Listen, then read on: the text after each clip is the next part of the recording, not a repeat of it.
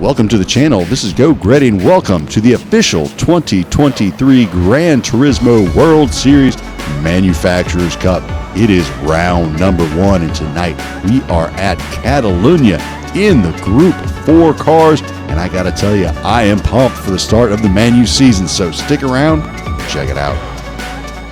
All right, deep within the annals of sport mode, you will find the Manufacturers Cup. And when you go to enter, you are going to have to sign a contract. I have chosen the mighty Italian racing heritage manufacturer, Alfa Romeo. Yes, behold, all that is great. Hopefully I do well. I liked it so much last season, I thought I'd give it another go. So I signed the contract with Alfa, and I'm about to send it. So let's see how it works out here in this first round. All right, lobby opens up. You may recognize a few names. We got Des Bauer in here. We've got V Motors Esteban. We got Pronovi Superstar. We got GT Blaze, Spartan Big Ice. And names you've probably seen before. Fast guys. So that means I got to put in that fast qualifier. And I got to tell you, I'm pretty hit or miss on this track. That chicane, just me and that chicane are like water and oil, man. We just do not mix. So just get on the track and see what I can put down. All right, here we go. Started my second hot lap. My first one, not very good, a 114.885. And I got to tell you, this track makes me really tense. I don't know why. A lot of sweat, a lot of tense, like gripping on the steering wheel. Going to brake here just past the 300-meter board. Get down on the inside as quickly as I can into second gear. Try to get some good rotation coming through that corner on the gas early. Hold third gear. I let off the throttle all the way there. Usually in the Alpha, I can just kind of, three-quarter left and carry a little more speed. I didn't do that there. Light tap of the brake here. I want to maximize my exit speed while not minimizing my apex speed by too much. So just a little tap of the brake there gets you the apex of that fast right hand. I think I'll brake hard here right before the 100-meter board. Get into second gear and try and nick that apex and get on the throttle nice and early. Rolled it in pretty good there. Felt pretty good about that, but maybe could have broke just a hair earlier so I can get on the throttle just, again, a hair earlier as well. Keeping it tight through that right-hander. Going to try and get down in a second and just nick this curb. I felt like I did pretty good in there. And here's the problem. This chicane, the Alpha hates that curb, but I needed to hold it flat all the way through there. Even so, I just barely missed getting a penalty by, about an inch or so. So come across the line with a 114.343. Not terrible. I mean, I've done better in qualifying. I've done worse in qualifying, but that would be my best lap of qualifying, and it would be good for a P13 start. So not too pleased with that, but it's what we got to start with. So let's see if we can make hay out of this situation. All right, while the manufacturer's introduction goes on in the background, we'll quickly go over what the race strategy is. It's a 2X tire, 1X fuel. Remember that. 1X fuel, we're not going to need fuel. It's only 23 laps. 2X tires. We don't necessarily need tires. Depending on what kind of vehicle you're on, you may want to replace those because your tires can get pretty worn during these 23 laps. I'm in the Alfa Romeo. Tires are not a problem, but mandatory pit stop. So we will be required to make one stop during the race. And whether or not you decide to change tires is up to you, but just know that it costs you an extra 2.5 seconds to do so. So let's get to the race. All right, here comes the countdown, ready to get started. The beginning of this 2023 manufacturer season, and I got to tell you, the Alfa Romeo is pretty slow off the start, especially when you over rev second gear. So I move down to the right-hand side of the track to make the P14 driver go around the long way, and he backs out of it, makes the smart life decision, and pulls out of the move. Good job there, but unfortunately compromised my entry into the corner a little bit, so now P12 in the group up front, kind of pulling away from old Greddy here, and I've got that darn Silvia all over my back bumper. That Silvia's got really nice acceleration out of the corners. Definitely better than the Alpha. Alpha's got pretty good cornering speed. I haven't quite yet mastered it here in the Group 4 car. Still trying to work it out. My lap times are pretty erratic throughout the week, but they were getting better as I was settling into the car. I felt a little more comfortable in it in this race.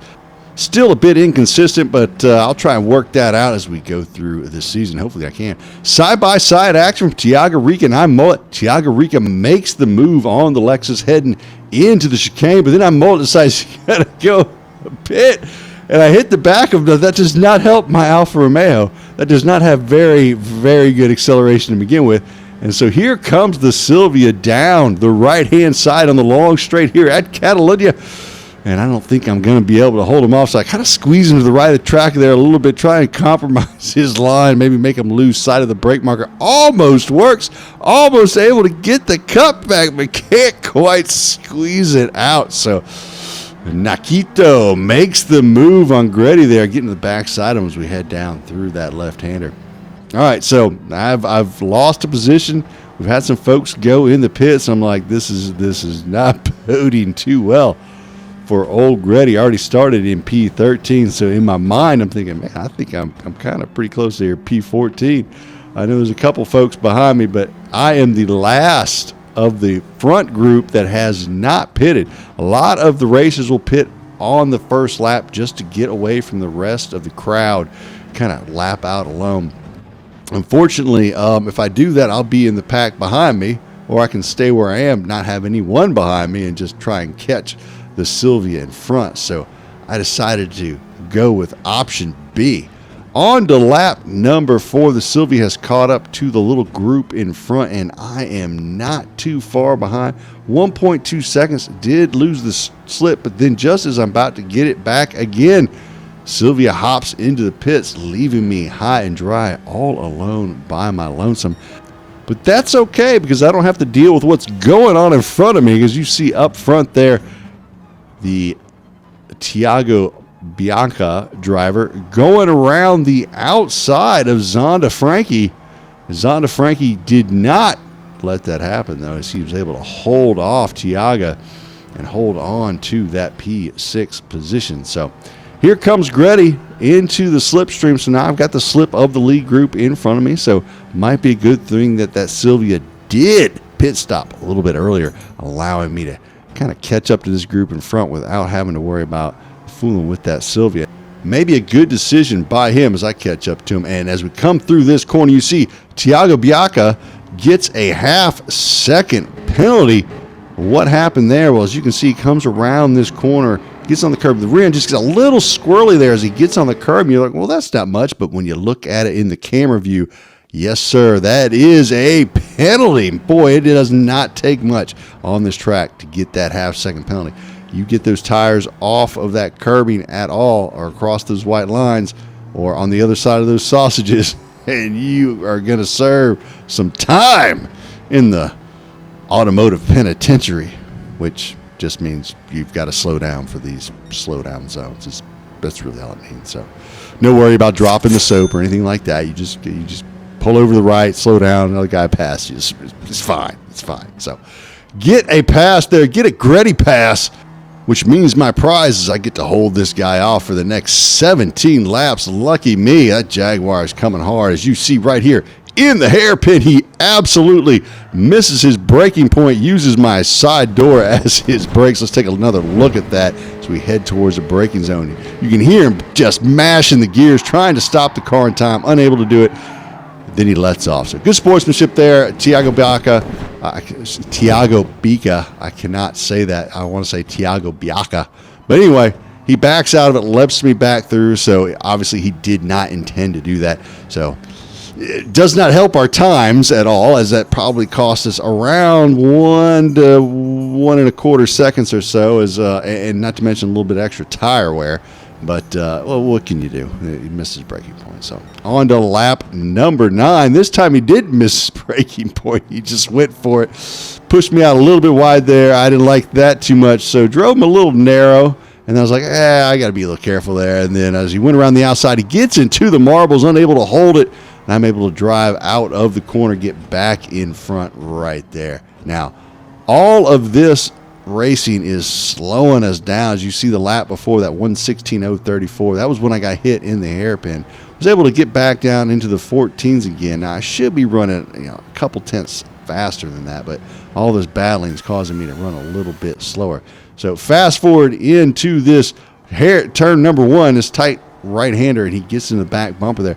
Driving pretty aggressive. He's trying to find a way around old Greddy, and the Alfa Romeo just seems to be fast in just the right spots to be able to hold him off. And I'm beginning to sense the frustration coming from the Jag driver here as we are heading down the long back straight. I take the inside line to block it from him, be able to send it down the inside this time and hold him off nicely there. He gets a little loose coming out the corner, but I'm like, we've been battling a long time, and it's just a matter of time before he really sends it here to try and get by and ends up taking us both out or one of us out.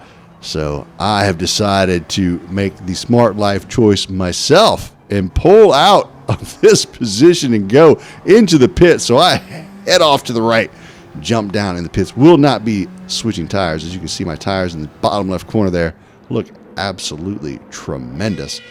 Hop into the pits for the old stop and go. The team crouches down, stares at the car, and let me go back onto the track. Where do I come out? Well, that is a mystery to all of us. I come out in P13 behind the Silvia that I was behind before at the beginning of the race. No spots gained. Well, actually, 1 spot gained because, because I started off in P13, so Greddy 13 to 13 is no spots gained. But as you see up front, boy, they are really battling out in front of me as I am now in P12 as someone did pit and fell behind me. Now I've got 1.3 seconds to the Silvia in front as he goes down the inside of the BMW driven by iMullet. Now look at that, boy. Look at that tight side-by-side racing heading into the chicane. Oh my goodness. All that does is bring Greddy in even closer. Now within the slipstream of these two drivers battling it out here on lap number 15 at Catalunya, heading down towards turn number 1. And the Silvia tries to go down the inside, pushes iMullet wide. Oh, he has none of that, but I pick up 2 Greddy passes in the process. Now I'm like, all right, well, iMullet is not in a very good mood right now, clearly. And I've got 0.6 seconds back to him and about 8.7 seconds to Prana V Superstar in front of me. Not likely I'm going to catch Prana V here in the next 8 laps. But let's have a look at tires. Maybe it's possible. So the Ferrari's about half tire wear as you see these first 3 Ferraris. That looks like a McLaren there. And then we've got this Lexus. Wow, terrible tire wear on the Lexus. And then we've got another Ferrari about half. The Lambo looks about like the Ferraris. BMW, a little more than half. Surprised to see that. And then a Genesis with 3/4, it looks like, tire wear in that front left. The Viper not looking too bad, about like the Ferraris. And then Greddy looks outstanding. I mean, yeah. Mercedes looks a little worse than the Alfa, but not as bad as the Lexus. Ooh, Lexus, boy, that tire wear is rough. Jag looks good, but he did stop for tires, so his tire wear would be probably something down there with the Lexus. Another Genesis with 3/4 tire wear, and then a Lambo with a pretty bad tire wear as well. So thought y'all'd like to see that. Thunder Runner in the pits. Can I pick up a spot in front of him as I head down the long straight? I looked over and I thought that was him in the pit stops. It was not. It was, unfortunately, someone else. So I maintain my P9 position. Thunder Runner slips right in front of me into P8. Behind me, I got GT Blaze in P10. So that's how we're going to end this race one more time through this just awful chicane. As you can watch from this view how I bounce it over these curves. Just send this little Alfa flying. But make it through there that one last time. Down the short straight to the finish line. Gonna bring home a P9. Not my best race as far as positions, but I didn't have any penalties. I raced hard, did the best I could. Just wasn't able to get the result I was hoping for. Unfortunate there. 217 points, not real happy with that either. I was second ranked person in this lobby, not good. But look at that, Greddy, please make a video of this for Prana V Superstar. How can I say no to that? Flattery will get you everywhere, folks. Hope you enjoyed the action. If you did, hit the like and or subscribe. Come back, check out some more videos. For myself, Go Greddy. Y'all have a great evening.